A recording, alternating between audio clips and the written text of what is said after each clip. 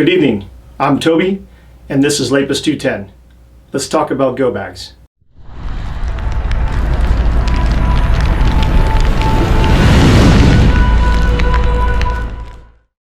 Good evening, I'm Toby, and this is LEPUS210. Today we're talking about go bags. Go bags versus the bailout or bug out bag. The bug out bag, in my opinion, is a bag that you'd have an extreme amount of gear in. You would use for a long-term solution for when you vacate a premises, like your home, an office, an apartment. You might have that to sustain yourself over the course of several days until you get to a new hard spot or a new location. While your go bag is something that's meant to be short-term. It could be in your vehicle, on the person, and it's meant to get you just from point A to point B, whether that's a safe location of known or unknown origin, meaning it could be a shop or a restaurant, a business. It could be getting you back home. Now, the idea behind the go bag is to keep it light and simple. On this table are some examples of different bags and different equipment that can go into the bag. The first selection we look at here is an Arc'teryx or even the Oakley bag. What's nice about these designs is they're simple. You can wear them like a backpack or a single sling. They are configurable inside, while the Oakley bag offers more versatility due to its Velcro nature inside, and some MOLLE on the outside that's meant to be more decorative, so it doesn't look tactical. The Arc'teryx, that does come in different sizes, is more of a pre-configured determination inside, meaning it is meant to be like a laptop bag or an office bag that can be worn on the shoulder. What is nice about this bag is the rigidity on the outside and the back of it, along with the internal pockets inside that also offer some rigid solutions for giving the user a little bit more comfortable feeling when putting let's say a small sub gun or a small PDW on the inside. Another example would be the Combat Flipflops bag you see here, or the Vertex messenger bags. What's nice about these designs, these look a little bit more innocuous. They do sling well, much like the Oakley bag. And this one in particular, the Combat Flipflops Claymore bag, again, it does not look tactical, but it does wear like a normal bag over the shoulder. Let's talk about some of the things that can go into the bag. One way to help organize this bag would be taking something like this. This is a camera bag insert.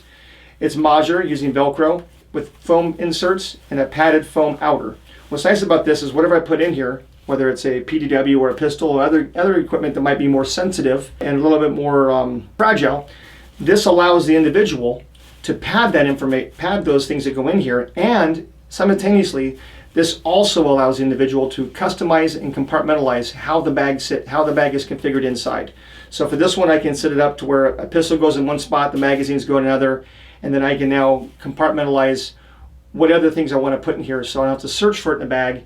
It's easy to find inside there. For example, if I want to make sure that my blowout kit is easy to store and in the same spot every time, it won't shift around in the bag because it has been compartmentalized or sectionalized inside of it. Another option outside of the Velcro and foam inserts for cameras is the Grayman Tactical Grid Systems. This particular one is sized to fit this Combat Flipflops Claymore bag. And what's nice about this, again, it's MOLLE compatible. So if I want to mount MOLLE pouches in the inside of this, if I want to mount a holster to this, it is actually designed to accommodate that.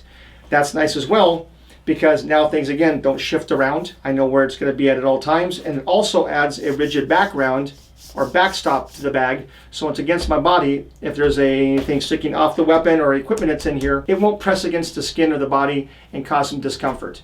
That also gives it some added protection. Another option you can look at in terms of inserts is you're going to want to look at some kind of blowout kit or aid kit. And this is, again, a go bag. You're in an emergency situation to begin with, so you want to ensure that you can stay safe. And part of staying safe is to handle addressing any wounds or injuries that you may incur while leaving or vacating your vehicle or the premises of where the problem is occurring at. Having a small, easy to use blowout kit that's properly configured is going to help you, the individual, make sure that you can treat yourself or somebody else.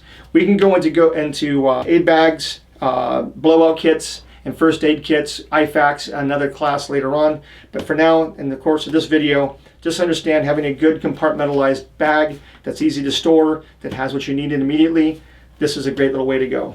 Something else you might want to look at is maybe some kind of security vest or high visible vest.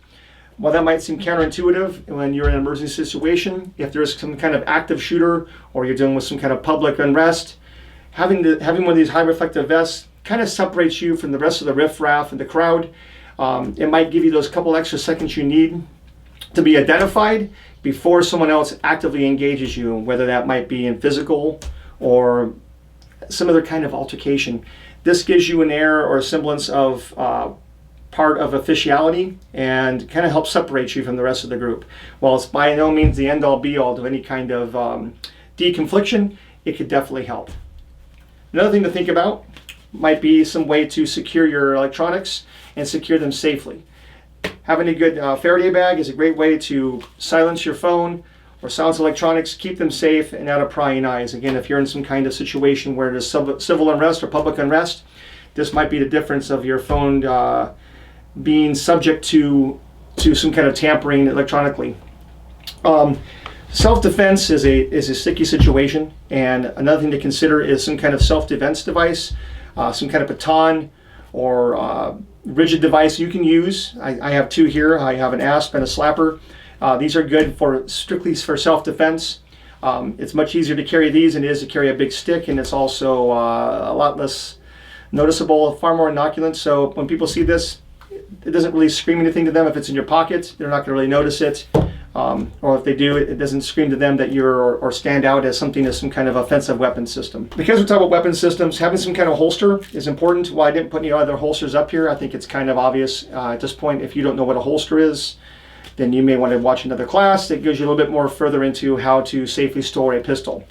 In that case, because of the Vertex bag, this is the system that Vertex came up with. I think they call it Tactigami. The Tactigami system is designed to interface with their bags in a Velcro fashion, so I can stick this on there wherever I need it, and it gives me positive retention for my pistol so it stays in one spot. With the Vertex bag, that's a nice system to have because it allows you to customize the interior like you did with the photo bag inserts, but it's done with their proprietary system. Well, the Vertex bags are extremely high quality and very well designed. They can be a bit bulky based on what you might want. So look at how you're going to carry this bag and make sure it suits your fancy. It fits your needs and gives you what you want out of the bag. But a very good bag nonetheless. Some of the things you might throw in there: wet wipes. You can throw in some hand sanitizer, some rubber bands, business cards, maybe a phone holder for your car or for wherever you're going to be at. Pen and paper, you can't say enough about. We have some electrical tape. That's kind of a standard infantry standard. A good flashlight. While this one is big, offers a lot of candle power. It's rechargeable, so it doesn't take batteries. Pros and cons of that as well. It does offer a pulse, which is nice. And while these vampires are really nice from Surefire and other small handheld lights, I can go infrared with this one if I was carrying a night vision device. That's nice to have. And some kind of signal device might be helpful as well. Right here I have a cut piece of VS17 panel. Regardless of what you're going to do, make sure you choose the equipment that you think you need to get you out of a situation. Carrying the Rambo knife of kits inside there with fishing line and matches and all these other things, it's kind of irrelevant. This is just meant to get you from point A to point B. I didn't put a lighter up here. I mean, again, that's something you can throw in there, particularly if you're a smoker. If you're not, there's nothing wrong with having a lighter, but I don't think you're making too many fires when you're running from the car or office to a hard point. Again, this is entirely up to you what you want to put up here. I only have so much room on this table, so this gives you some ideas of different things you can throw up here that'll help you differentiate from that. Now let's take another look at something else. This is a small little PDW. This is the guys from Flux Defense. This is their Raider system. This is a pistol. This is not a rifle. But given its size and its compatibility with other 320 pistols, this gives me a platform which I can work, and it's still easy to store. As you can see here, this easily fits inside this bag in terms of its size. And again, based on what my needs might be, it's easy to store in here. It doesn't cause any attention. And if I need it, it's easy to get right back out and deploy for self-defense. Again, these are all things to consider and take into thought, because you always want to choose wisely what you're going to put in these bags. Again, this is a matter of what you need to get you from point A to point B. And speaking of going from point A to point B, employing some kind of gray man mentality to this is important. And gray man mentality meaning I don't want to stand out, right? Being the gray man means not drawing attention to yourself. Choosing a bag that doesn't have a tactical look, that gives you just what you need and doesn't draw a lot of attention is important. And while this Oakley bag, again, does have some MOLLE on it, it's not really noticeable in aspect as it being a tactical bag. it's just a simple little carry bag or gym bag. So keep it simple, look for something that's inoculant, and find what works best for you. All right, again, this is not the end all be all. You have to do a long, hard look at what bags work best, and what wears well with what you wear. Obviously, wearing this Veritex bag may not fit well if I'm wearing a coat and tie. Maybe choosing some kind of leather bag or tote might work better. That might better facilitate that work environment. Well, if I'm a plumber, electrician, or cop, I'm gonna have a much wider variety, being that I do physical labor for a living, and I'm in and out of a car, maybe not in and out of an office, but I'm in and out of people's homes. Choosing bags that represent more where the class you're working in, the environment you're working in, are going to draw far less attention. If I'm working in the office, and again I have some kind of tactical bag, it's just not going to really fit with that office environment. Well, that'll about wrap it up. We're going to keep these videos simple and short, cut to the chase, kind of give you some ideas and throw some stuff out there. I want to provoke thought.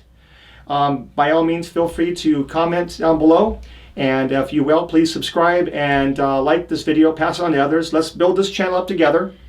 The concept of this video, again, is just to give you an idea of bags, the contents, and application. Thank you very much. I'll see you next time.